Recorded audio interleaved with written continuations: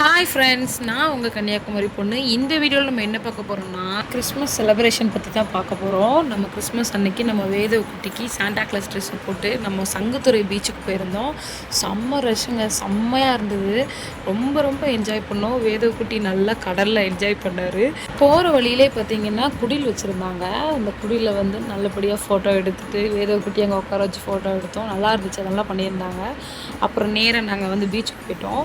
பீச்சுக்கு போனதுமே வேத குட்டி தண்ணியை பார்த்து ஆட்டம் போடுறான்னு இல்லையா, மண்ணில் ஒரே ஆட்டம். மண்ணை கையில் எடுத்து எடுத்து ரொம்ப சேட்டை பண்ணிட்டு இருந்தார். அதில் நீங்கள் பாருங்களேன், அவர் கையை பிடிக்கக்கூடாதாம்மா, அவராக தான் நடப்பாராம்மா. ஒரே எல்லாரும் பார்த்து அவனை தான் சிரிச்சிட்டு இருந்தாங்க. ரொம்ப வந்து ஒரு க்யூட்டான எக்ஸ்ப்ரெஷன்லாம் பண்ணிட்டு இருந்தார்.